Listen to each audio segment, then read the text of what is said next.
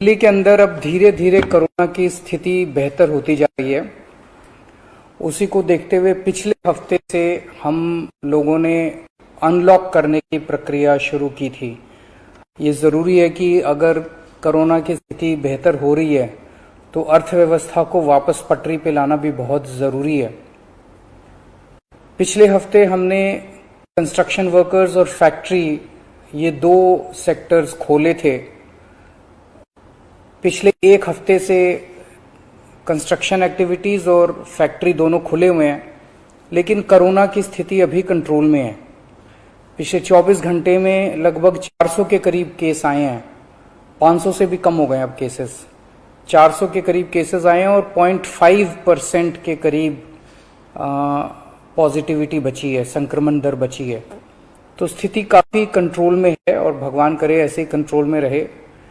तो ये वाला जो लॉकडाउन पिछले हफ्ते ऐलान किया था वो सोमवार को सुबह 5 बजे तक है। उसके आगे भी लॉकडाउन जारी रहेगा, लेकिन काफी सारी और एक्टिविटीज में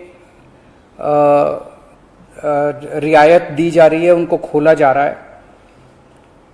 एक तो जितने बाजार हैं, मॉल्स हैं, उनको खोला जा रहा है ऑड इवन के बेसिस पे, कि आधी दुकानें एक दिन खुलेंगी, आधी दुकानें दूसरे दिन खुलेंगी, आधी दुकानें एक दिन, आधी दुकानें दूसरे दिन।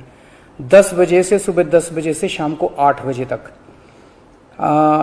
दुकान नंबर के हिसाब से, ऑड इवन के हिसाब से दुकानें खोली जाएंगी। दूसरा, जितने दिल्ली में सरकारी दफ्तर हैं, उन सरकारी दफ्तरों में ग्रुप ए ऑफिसर्स जो हैं वो 100% काम करेंगे और ग्रुप बाकी उसके नीचे वाले जो हैं वो 50% काम करेंगे।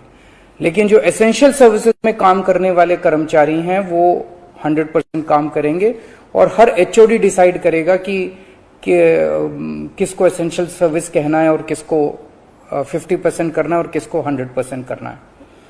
जितने प्राइवेट ऑफिसेज हैं उन सभी प्राइवेट ऑफिसेज में 50% मैन पावर के साथ वो खोले जा सकते हैं और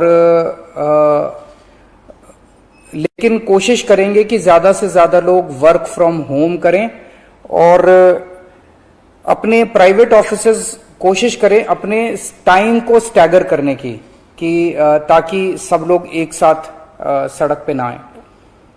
दूसरी चीज, जो स्टैंड अलोन शॉप्स हैं और जो एसेंशियल सर्विसेज प्रोवाइड करने वाली शॉप्स हैं वो ऑड इवन के बेसिस पे नहीं, वो रोज खुलेंगी।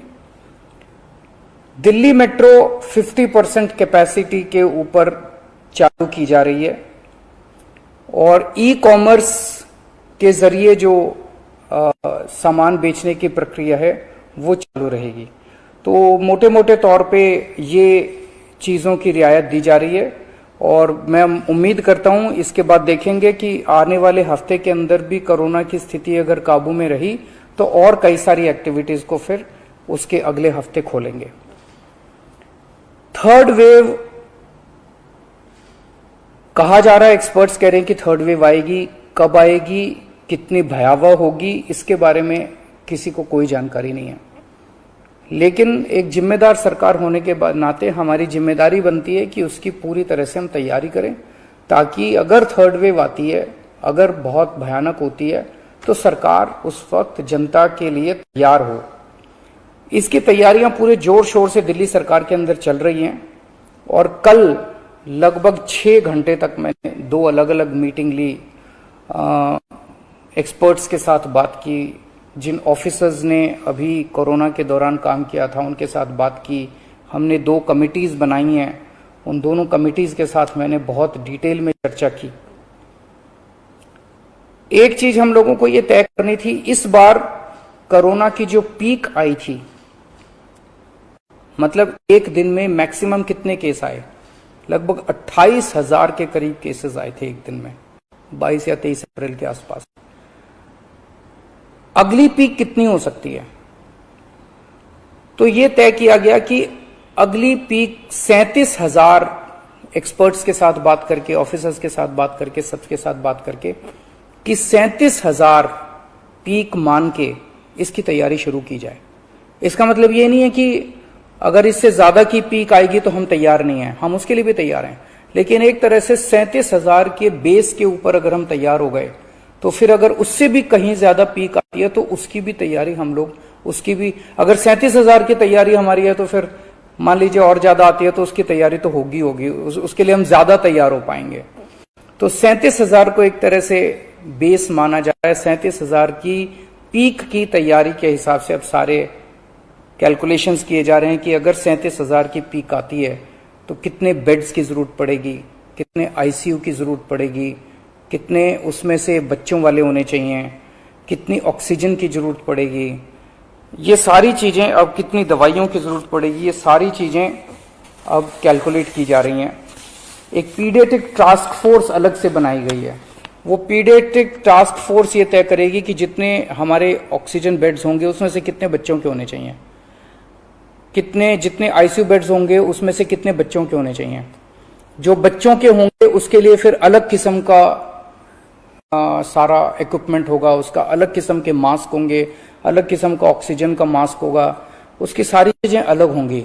वो पीडियाट्रिक टास्क फोर्स बना दी गई है कल, वो अलग से अपनी तैयारी करके अपनी रिकमेंडेशंस देगी।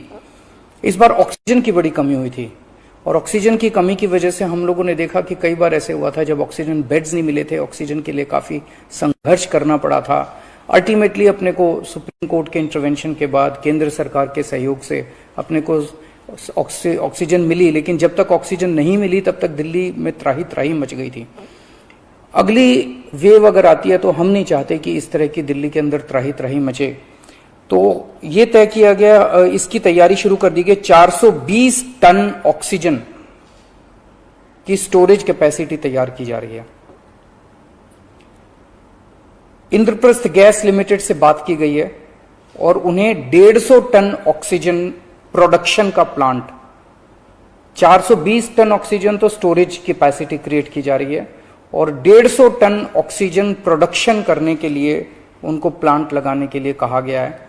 उन्होंने कहा 18 महीने लगेंगे, लेकिन जो भी है शुरुआत कहीं ना कहीं तो अपने को करनी पड़ेगी। इसके अलावा इस बार सबसे बड़ी दिक्कत आई थी टैंकरों की। ऑक्सीजन के टैंकर नहीं थे दिल्ली में, दिल्ली इंडस्ट्रियल स्टेट नहीं है, इसीलिए अपने पास ऑक्सीजन टैंकर है ही नहीं दिल्ली में। तो 25 ऑक्सीजन टैंकर्स खरीदे जा रहे हैं ताकि अगर इस तरह की दिक्कत आए ऑक्सीजन की तो हमारे पास अपने टैंकर होने चाहिए।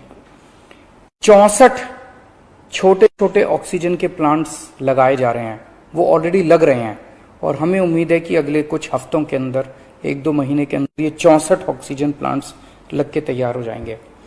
अब ये जो हमने डिसाइड किया कि 37,000 केसेस की पीक के हिसाब से हम काम करेंगे, तो उसके हिसाब से तय किया जाएगा कि कितने ऑक्सीजन बेड्स की जरूरत होगी, कितने आईसीयू बेड्स की जरूरत होगी। उसके हिसाब से फिर तय किया जाएगा कि कितने ऑक्सीजन सिलेंडर्स की जरूरत होगी। जैसे अभी थोड़े दिन पहले हमने 6,000 सिलेंडर चाइना से इंपोर्ट किए थे, तो और कितने ऑक्सीजन सिलेंडर्स की जरूरत होगी और कितने ऑक्सीजन कॉन्सेंट्रेटर्स की जरूरत होगी। अगले आने वाले 1-2 महीने के अंदर ढेर सारे ऑक्सीजन कॉन्सेंट्रेटर्स दिल्ली सरकार खरीदने जा रही है। दवाइयों को लेकर 2 अहम निर्णय किए गए। एक तो ये कि इस वेव में ये देखा गया कि व्हाट्सएप खूब तेजी से, व्हाट्सएप के ऊपर दवाइयां खूब तेजी से प्रिस्क्राइब की जा रही थी और उसके ऊपर मतलब बात फैल जाए कि ये दवाई बड़ी अच्छी है, तो पूरे समाज के अंदर, पूरे शहर के अंदर, पूरे देश के अंदर उस दवाई की अफरा तफरी मच जाती है। तो एक डॉक्टर्स की और एक्सपर्ट्स की टीम बनाई जाएगी। अगर किसी दवाई की डिमांड होती है तो वो डॉक्टर्स एग्जामिन करके बताएं कि इस दवाई से कोरोना में फायदा होगा कि नहीं होगा। अगर डॉक्टर कहते हैं होगा तो सरकार उस दवाई को मुहैया कराने की कोशिश करेगी, और डॉक्टर अगर कहते हैं कि ये दवाई बिल्कुल बेकार है, इससे कोरोना में कोई फायदा नहीं होगा और लोग इसके पीछे भागना बंद करें, तो जनता को उसके बारे में जागरूक किया जाएगा कि इस दवाई के पीछे भागना बंद कीजिए। एक ये। दूसरा, जो जो इंपॉर्टेंट दवाइयां हैं उनकी लिस्टें बना ली गई हैं, उसका कितना बफर, कितना स्टॉक चाहिए होगा उतना बफर स्टॉक क्रिएट किया जाएगा। एक्सपायरी डेट्स किस दवाई की कितनी है, एक्सपायरी डेट्स को ध्यान में रखते हुए उन सभी दवाइयों का बफर स्टॉक क्रिएट किया जा रहा है, ताकि अगर जरूर, और प्राइवेट अस्पतालों के भी आदेश दिए जा रहे हैं कि वो भी अपने बफर स्टॉक्स इस तरह से तैयार रखें ताकि अगर महामारी आती है तो हम उसके लिए तैयार रहें। इसके अलावा 2 जीनोम सीक्वेंसिंग लैब्स बनाई जा रही हैं एलएनजेपी हॉस्पिटल में और आईएलबीएस में, ताकि हमें भी पता रहे कि दिल्ली के अंदर जो भी वेरिएंट आ रहा है वो वेरिएंट कौन सा वेरिएंट है, पुराने वाला है या कोई नया वेरिएंट आ गया है, और हमें इस बारे में क्या एहतियात बरतने की ज़रूरत है हम एक्सपर्ट से पूछ सकते हैं। तो ये बहुत सारी चीज़ें कल चर्चा हुई, ये कुछ चीज़ें मैंने आपको बताई हैं और आपको यही आश्वासन देना चाहता हूं कि आपकी सरकार पूरी तरह से 24 घंटे लगी हुई है इसमें। मैं उम्मीद करता हूं कि अब कोई तीसरी वेव नहीं आनी चाहिए, उसके पहले हम कोशिश करेंगे अपने लोगों को वैक्सीनेट कर दें, लेकिन अगर तीसरी वेव आती है तो लोगों को तकलीफ नहीं होनी चाहिए, इसके बारे में हम पूरी कोशिश करेंगे।